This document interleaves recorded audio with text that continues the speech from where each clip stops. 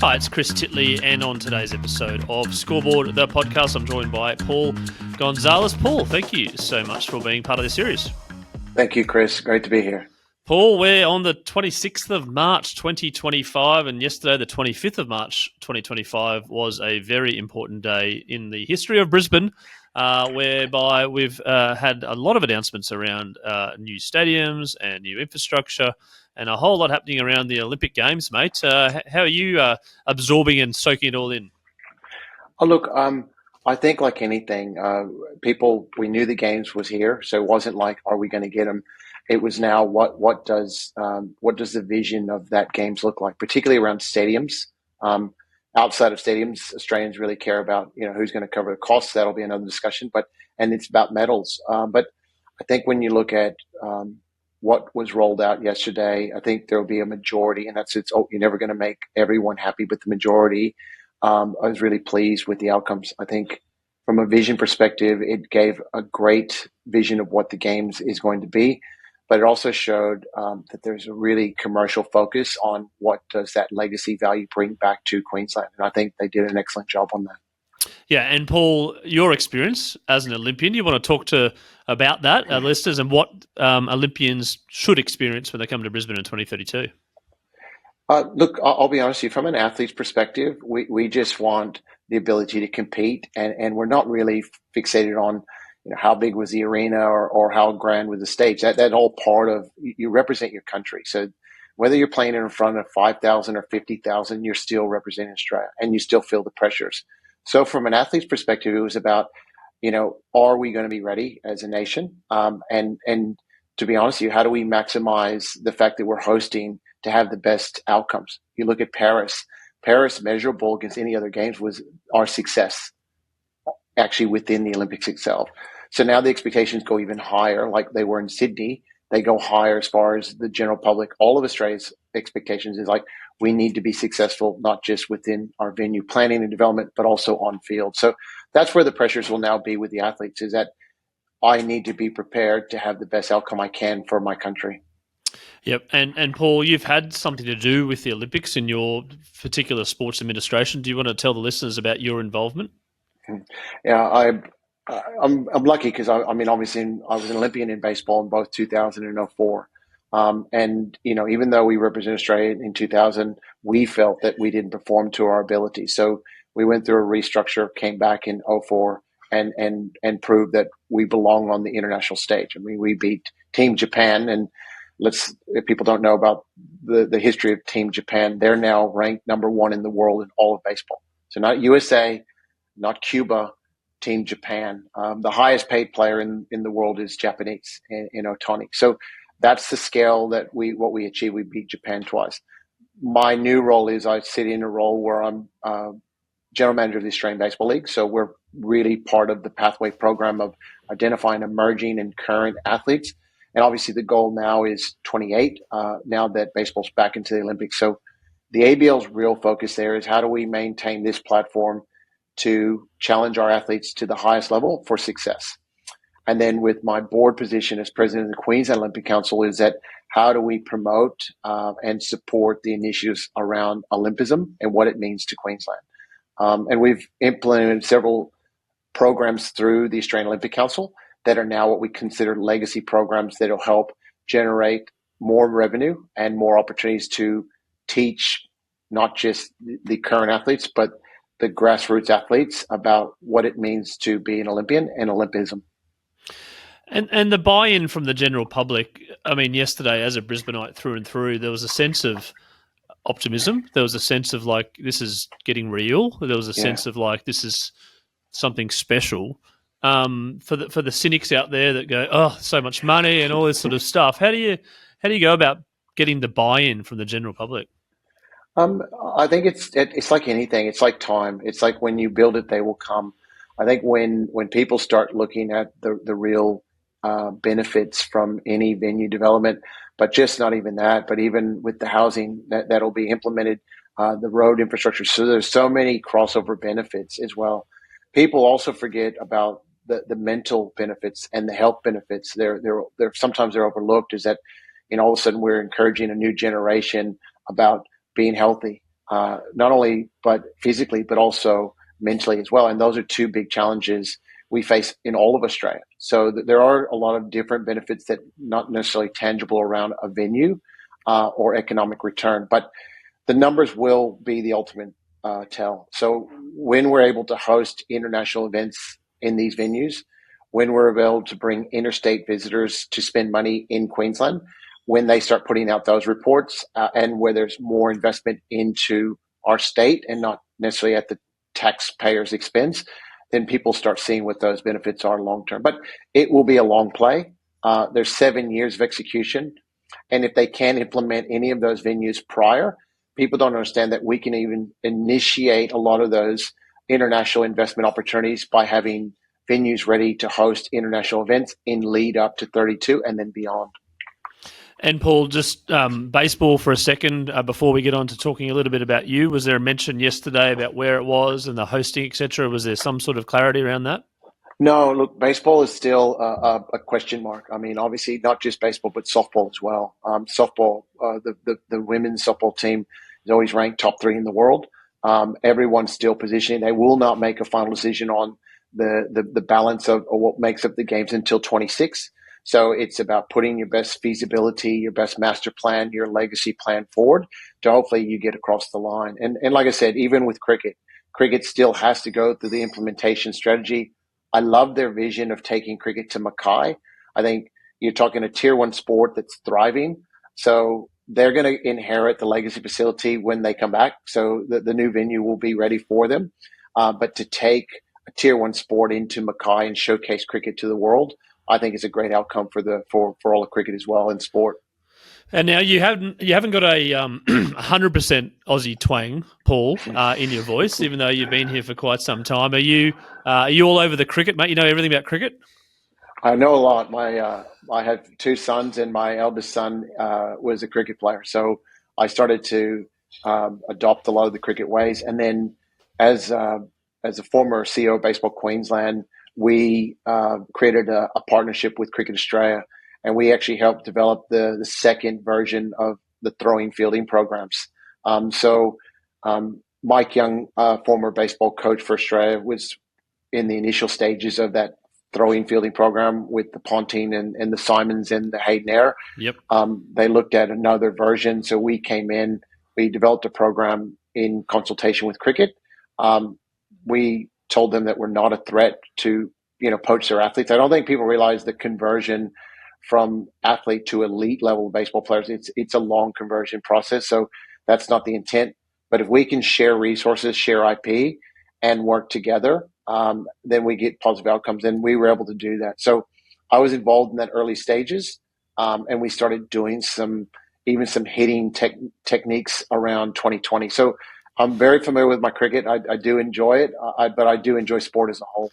Yeah, no, the 2020 and the baseball is getting closer and closer together. Maybe with the batters, some of the hitting this year was pretty clean from the Hobart Hurricanes and Mitchell Owen, etc. So maybe watch this space. Paul, your love of baseball has continued through your entire life. I want to go back to your early days about how that love came about. That's a good question, and this is what is so important that every athlete that's played at a high level, whether it be rugby union, rugby league, cricket, AFL, they start in grassroots. For me, it was a grassroots athlete. I came up through T-ball, little league, played into my junior league. I was fortunate enough because my talents were pretty solid.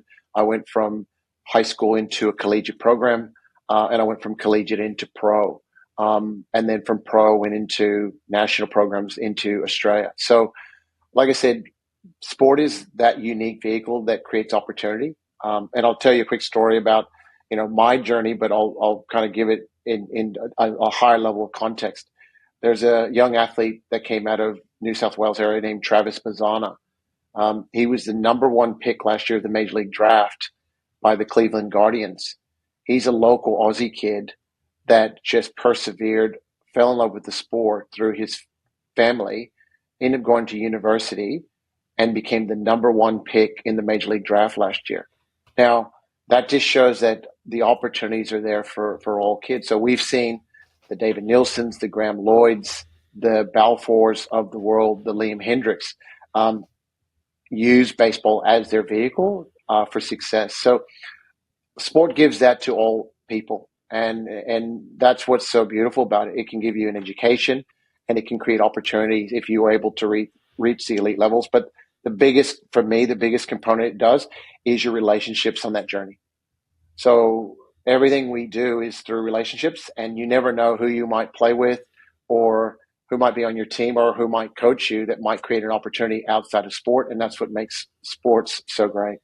Absolutely. The competitiveness in the US, being in the US, to become a pro and to make it into the major leagues or even the leagues beyond, sort of below that, to become professional. Can you talk about that when you were growing up and right now, how that's sort of, it's just a, unbelievably minority number of people make it to the elite? Well, it is. And when you look at in the elite level, less than 3% of the athletes that are drafted by Major League Baseball actually make it to the major leagues. So it is a low percentage. And when you look at Olympians, it's less than a percent. So it's 0.0007% become Olympians, and then 0.0003% actually win a medal. So that becomes the elite minority. But it's the journey and the opportunities, and really also the foundation of skill set to manage high performance sport with life, because you still have to persevere in school. You still have to maintain your duties around home. For me, it was an opportunity where I grew up in a tough area in Texas, where you either part of a gang, and we don't really have that context in Australia where we go, what do you mean by gangs? I'm going, well, there's actually gangs that can, particularly in the lower socioeconomic areas, that can pull you into that space, or you can use your sport as your gang to create opportunity. And that's where I put my energies. I said there was an opportunity through my sport to excel, and I set a goal of, I want to play professional baseball. Now, physically, I didn't meet any of the criteria. I wasn't 6'4", 130 kilos, in high school.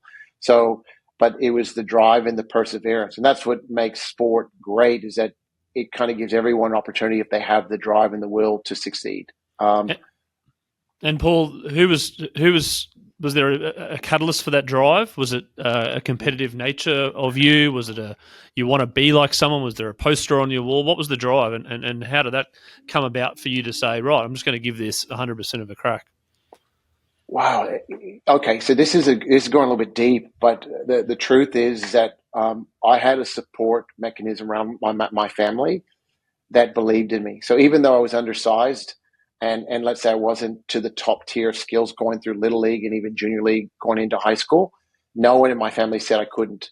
So that internal self-belief was a huge motivator, because I actually didn't know that I shouldn't succeed, because we unfortunately sometimes live in a society that goes, oh, he's too small, or he's not fast enough, or he's not strong enough. But at the end of the day, those were never questions in my head, because my support mechanism around me always said, you'll achieve whatever you want to achieve. That's a very powerful tool outside of just someone that influences you, is just that network of people around you that elevate you to success, and also elevate you when you're going through tough times. And that's really the key, is how do I persevere in the adversity? Everyone, you and I both, and when we're in our highs and we've got momentum, it's easy. Life's easy. It's how do you persevere when you're at rock bottom and now you've got to pick yourself up and recoup? So I learned that skill set early, is that, life has challenges, but how can you see the opportunity within the challenge?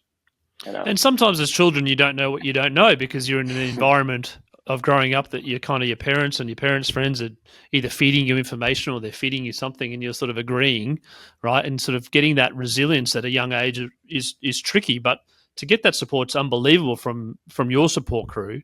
How have you gone about doing that as a parent and as a dad?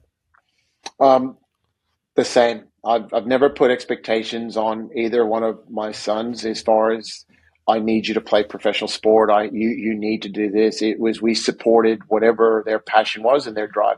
But I did have one rule, and regardless whether it be cricket, music, or whatever they chose, is that when you start something, you finish it.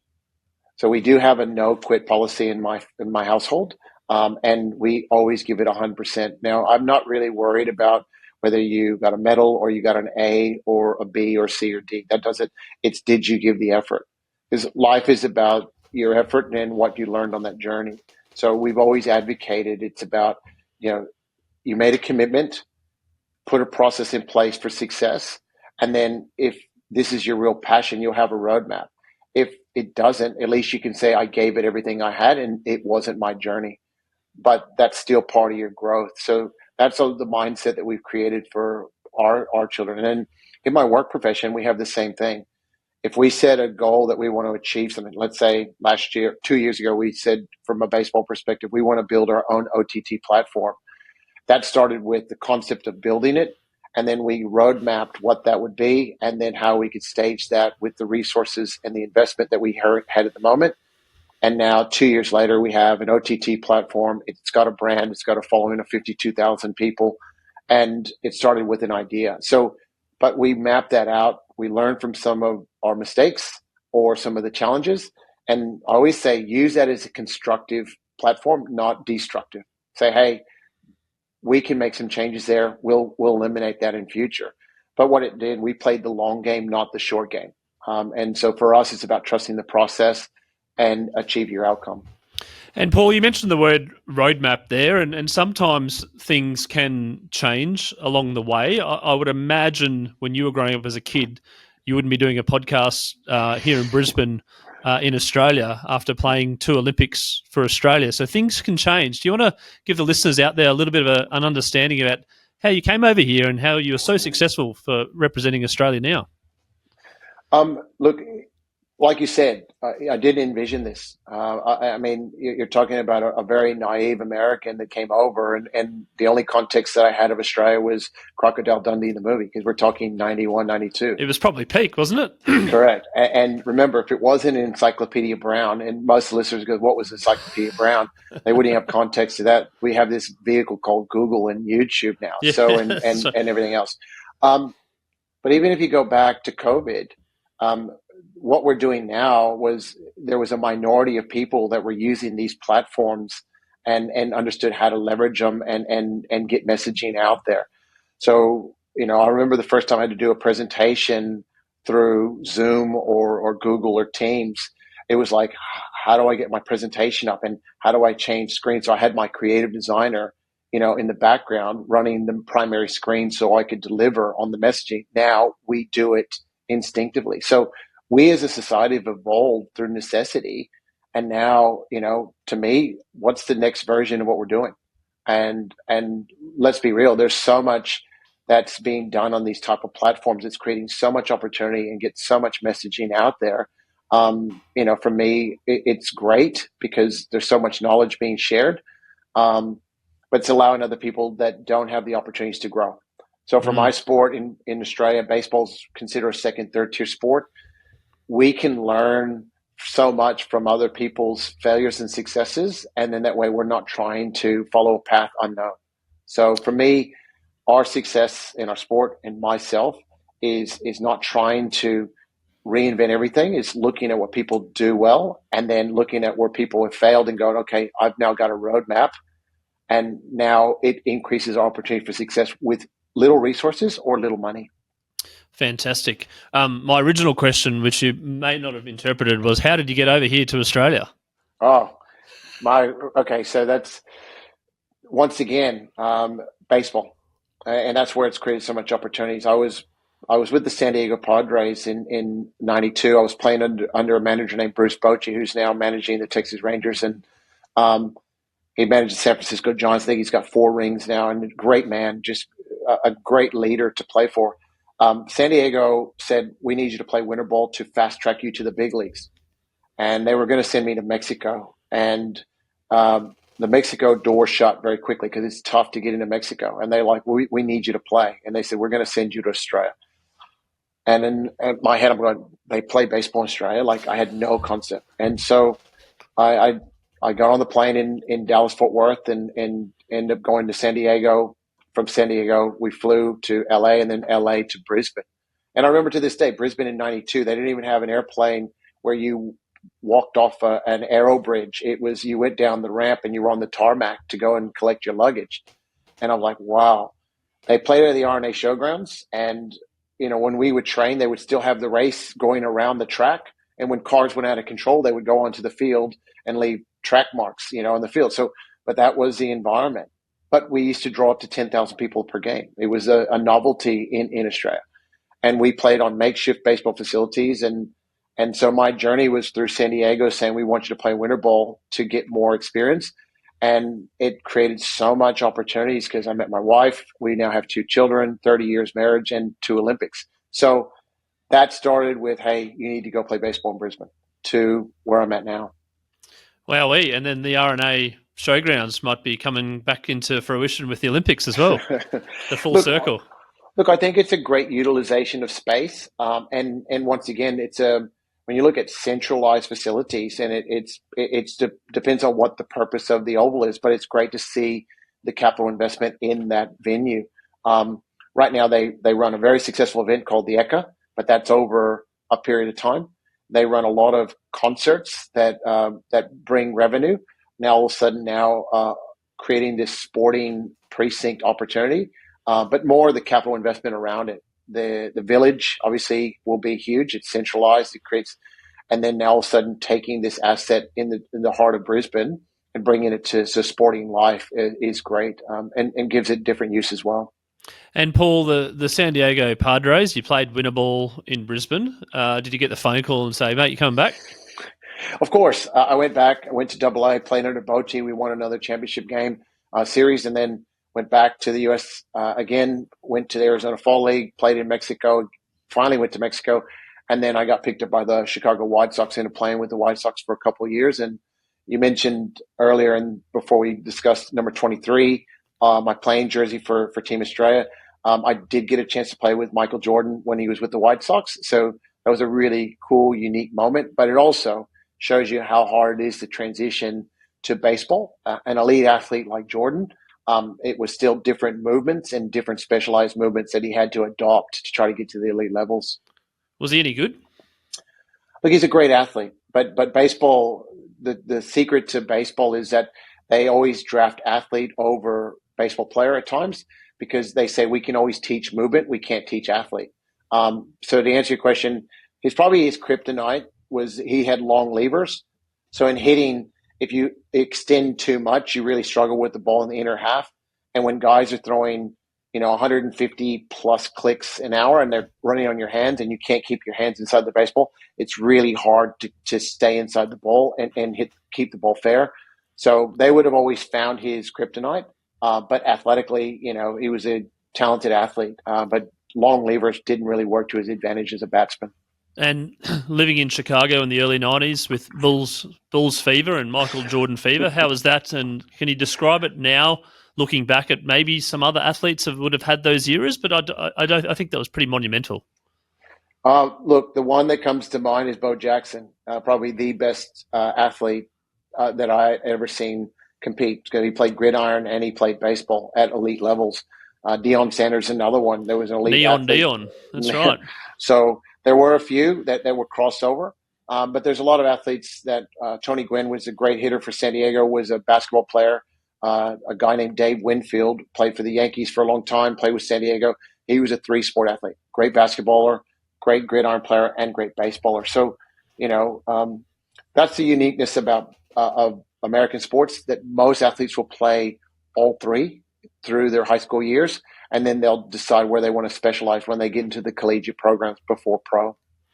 And Paul, coming over to Australia, playing baseball in the early 90s, and being a global game, and a game that Australians, as you mentioned, maybe a tier 3 sport that Australians are not overly familiar with, or play at the grassroots level, or play at schools, etc. How have you found the progress of baseball in Australia per se as a game?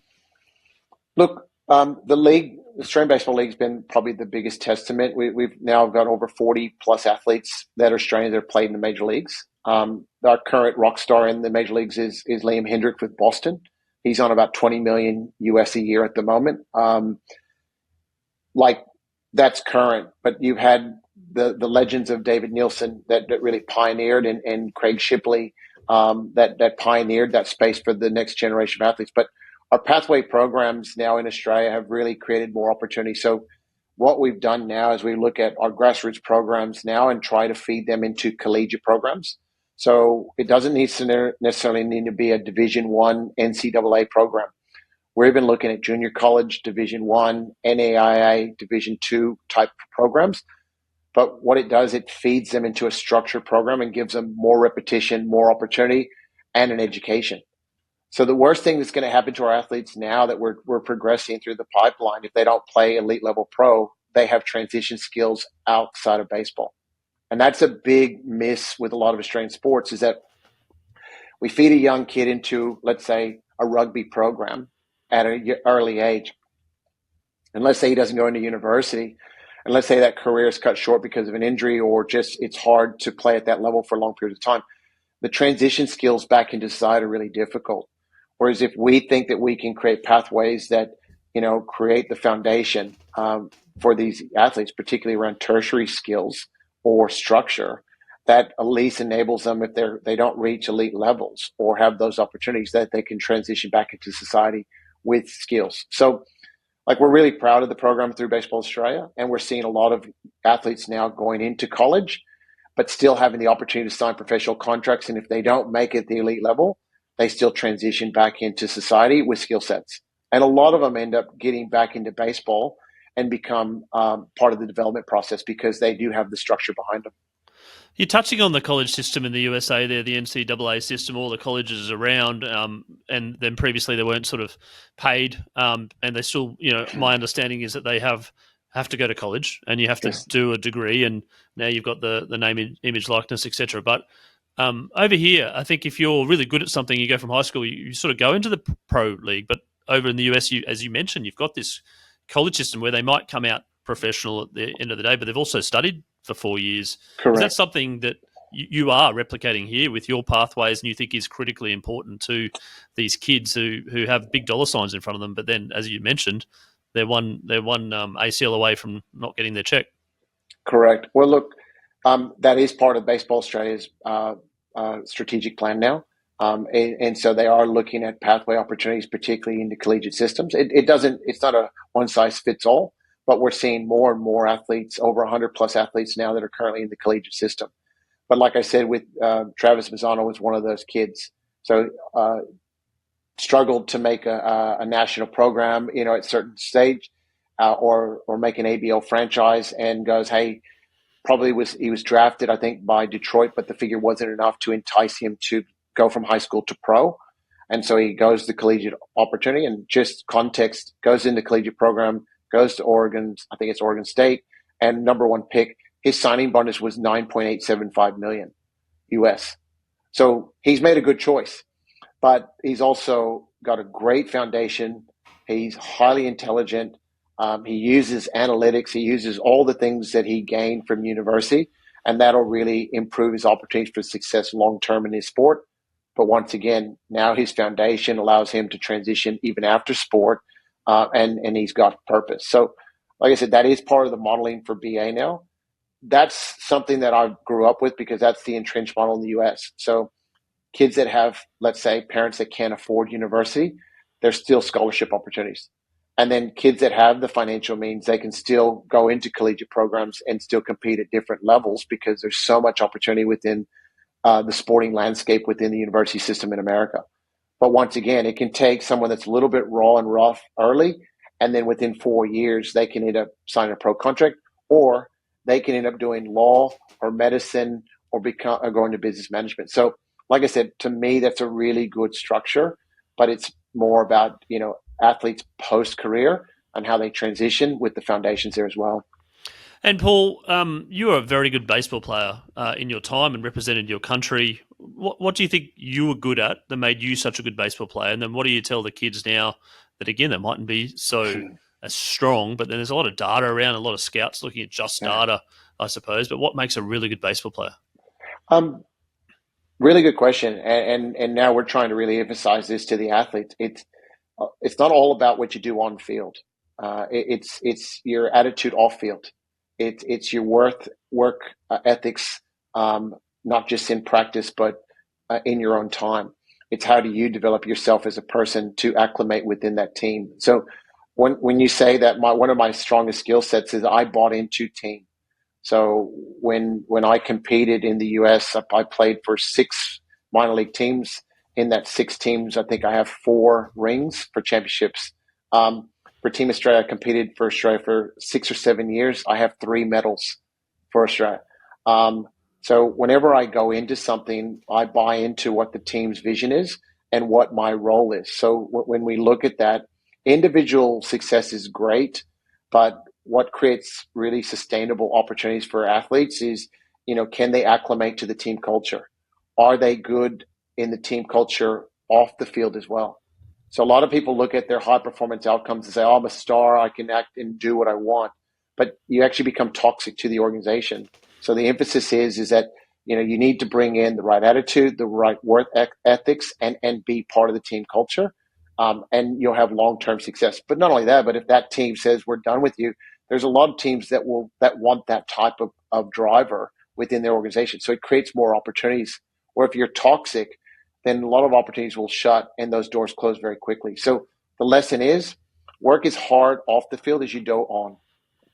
That's a really good piece of advice, and you've seen some big switching in the NBA recently. Some of the big players have been moving around, and we're not going to say that Luka Doncic is toxic or anything, but the Dallas Mavericks obviously thought they needed a change, and they're settling in quite well with the Lakers. So, and I'm sure the same happens with the baseball world. Now, baseball in Australia, participation rates, grassroots, how are we going? Are we seeing an uptick, seeing neutral, seeing sort of moderate decline? Can you give some numbers on how kids are playing baseball in Australia?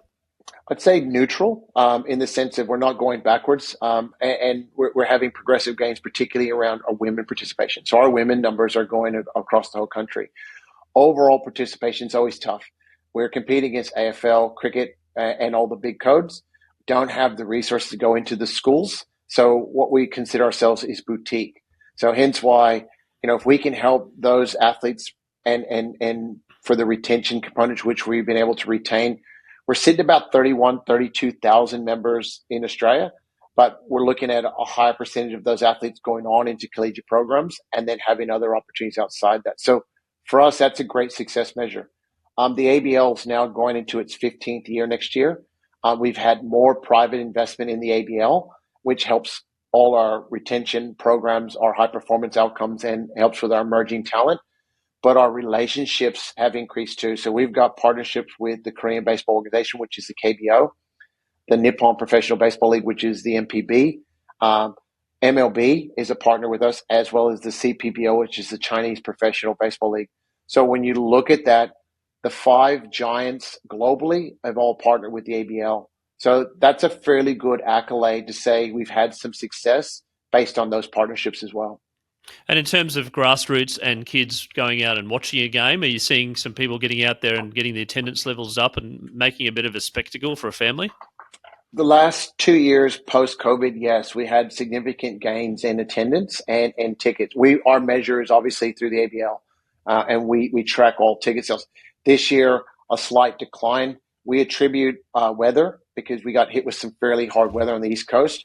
And the second one is that through what we created through Baseball Plus and now the streaming platforms that other teams use, it's actually kind of hurts us because it cannibalizes people attending, because as the tech evolves, so does the quality of streaming, our production qualities, and our media quality of game qualities improved. So now I can watch the same game at home in the comfort of my home without having to take that drive. So we think that's had an impact on some of the attendance numbers, because our drops are only there's probably a less than a 5 or 10% drop in attendance since the year before. But our production quality has gone up, our media value quality has gone up, and the digital aspect as far as what we do in the creative has gone up too. So once again, that kind of says, well, I can watch it from home as opposed to going live. It brings up a fascinating memory of mine as a kid when watching cricket on TV, and they said that they would only show the Gabba game in Brisbane if it was a sellout, and on Channel 9. And then there was this point, because they obviously thought that people would just stay home and watch it on TV. So they refused to show it. I think it was Kerry Packer back in the time, and it sort of worked because then they got the sellout. Then they actually showed it on TV, so they got the sellout and So interesting that you say it's cannibalizing. The quality of the TV can cannibalize the live product. What creates the offset is that once the value of the viewership is higher. And just to give you an example, so I just disclosed to you that the member base of Baseball Australia is about 32,000. In the OTT platform that we built, our member base after 2 years is 52,000. So 75% are domestic, 25% are international. So once again, the commercial values of the teams have increased based on the eyeballs. Stadiums only have a seating capacity max out of probably about 4,500, 4,000 in Melbourne. That's the largest, and Perth sitting about 4,500 as well. Outside of that, most venues wouldn't hold more than 2,000. But the average viewers are about 3,000 unique viewers. So if you do the multiplier, they average about by 3. So it's about 9,000 viewers are watching online. And the viewing time is about an hour and 20 minutes at the moment. So for a 2.5 hour, 3 hour game, we're getting a viewing time of 1 hour and 20 minutes. But the database increased in 2 years to 52,000. Consider our member base is at 32. We're really proud of that. So to answer your question, we are growing, not necessarily all within stadium, but a lot external as well. Yeah, and then you've got the rise of social media and Instagram, and you can follow players, and you can follow teams, and you can follow leagues. You can be more, as a fan, you can be more connected. Has that helped you as well a little bit? Definitely from a commercial perspective, because now it opens up conversations when you're talking about potential partners of what your leverage and how many eyeballs are watching your game. The real opportunities for us is that how do we leverage that the Asian market in particular, because everyone's now going, how do I find ways to leverage opportunities within Asia? Now, when you're partnered with Japan, Korea, and Taiwan, there's huge scope there as well. So now it's about our focus is now on leveraging Asia and our partners there. Like I said, we think we'll continue to grow organically within Australia as we get more awareness. But considering we're not on mainstream, we're on an OTT streaming platform that we've built ourselves, built our own app. We're really proud of what we achieved. And obviously our goal moving forward is 100,000 domestic, and then see what we can get into as far as the international opportunities.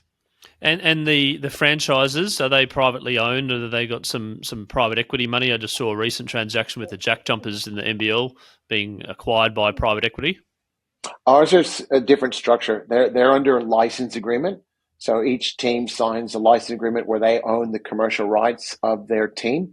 The governing body is still Baseball Australia, who oversees the ABL. So that really protects grassroots initiatives and as well as high performance initiatives as well, and doesn't become totally commercial.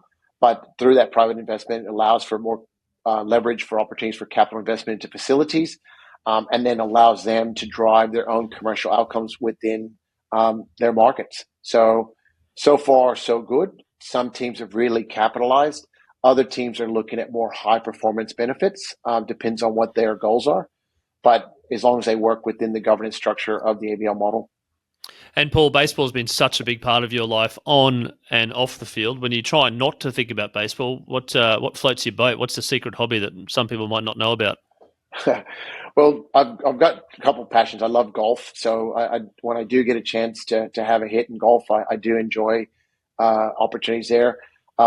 Family-wise, I told you I was involved in cricket because my son, and then my youngest son is a muso. So lately it's been taking him to Battle of the Band events all through Brisbane, and watching him develop as an artist. So that's been fun. And obviously my relationships in the US are still there through family. But look, I sit on the two boards. I sit on the Queensland Olympic Council board, and then I sit on the Queensland Sports Foundation, where we help athletes achieve their goals. So we're involved in a number of different sports, not just baseball, about, how do we help athletes achieve their goals and follow their dreams. And in some of the sports, it's very expensive for athletes because there's not a big pot of gold at the end. And you sit on that board. You talked about the Sports Foundation, particularly when there's equipment involved, there's travel involved, and maybe there's prize money as opposed to salaries, etc. Is there a problem there? Is there something we can do to solve that? And how are we going about solving that? The biggest thing is solving is being aware. So there's now a bigger awareness now. They've done several shows now talking about, what Olympic athletes generate. I think they're most athletes on the whole, they're under the financial about 30, 40 grand a year to compete and live. As an athlete, these are the personal sacrifices you commit to for high performance success. But it doesn't happen. And I mentioned earlier, you said what was the motivator was my family support. So it's usually community, family support around those athletes to help them achieve their dreams. But now there's more awareness to corporates as well as government to how do we fill those gaps. But the main thing is we need athletes also to understand their role and, you know, in their downtime is how can you create more for you. So it's about the education process about how do they leverage opportunities outside of just their sport, and maybe they have other things that they have to dive into to invest in themselves. So like I said, there's multiple answers to your question. One, there's corporate opportunities, there's community support, there's state, there's federal, but then also athletes need to take their own initiative and go, how do I invest in me? And speaking of me being you, I run a little question called the Scoreboard moment, which is a moment in your life where it's really sort of like a photo memory of something that happened to you or something at a particular time which you think has changed your life, has altered your life, or become a little bit who you are. What's your Scoreboard moment, Paul? Wow. So I think this applies to everyone, even yourself, me, every day. It's you've got to really set what your goal is, and that creates that pathway. When you meander through life and you go, oh, I'll work it out when I get there. I've always advocated, even to my kids, you know, what's that dream that you have that, you know, you feel like it's not even achievable, but that starts the process on the journey, and it might take you down another road. So for me, as a young athlete, it was I want to play professional baseball, and that started that journey, and that created my opportunities. Where at 17, I represented Team USA. Now, where I started was in a little gang neighborhood where, like I said, most of the kids I played with were gang members. And when I tell this story to people, like, I can't understand that. So some of my teammates are not even on this planet anymore, or they're in jail. That was where I grew up. And next thing you know, I'm playing for Team USA at 17 years old, and I'm competing for a gold medal against Cuba. Then I'm in a collegiate program in a Division I school. And so what it does, it goes, everything is achievable if you believe in it. And then I'm signed in the 10th round by the San Diego Padres. And I play 4 years in their system, 2 years with the White Sox system. In a year's time, I'm in Italy, playing in Italy. In another year's time, I'm playing in Japan, in Kobe, for the Oryx Blue Wave. And then 2 years later, I'm representing Australia for 2 Olympics, and I end up playing in Taiwan for a period of time. That was my journey, and it started off as a little kid in the classroom saying, one day I'm going to play professional baseball. So it's setting that goal, even though it was a stretch goal, and then just putting in the work and setting up processes to help me achieve my goals. And look, somebody said, do you have any regrets? And I said, no. I said, everything was a gift, you know, gave me opportunities. I've met great relationships. I've got friends that live in Italy. I have friends that live in Japan, Taiwan, all over the world. And now this great thing called Facebook and LinkedIn helps me stay connected with those individuals and maintain those relationships around the world. Paul, that's a fantastic way to finish the podcast. Just a tremendous journey that sport has given you, that baseball's given you, and yourself, and making your own luck and having that goal and that vision. Sometimes that goal is very difficult to kind of get in people's heads. I mean, there's a big, hairy, audacious goal, but then there's also 6-month goals, etc. So it's really good advice. And thank you so much for being on the Scoreboard podcast to give us a bit of an understanding about your background, your love for baseball as a kid growing up in Texas to where you are now, talking about the Brisbane Olympics, getting excited about 2032, getting excited about baseball and sport in general, and helping people through that baseball journey, as well as you mentioned some other things that you're involved with in terms of helping high-performing athletes and athletes be themselves. Look forward to following your progress, and thank you so much, and looking forward to catching up. No worries. Thank you. Appreciate the time.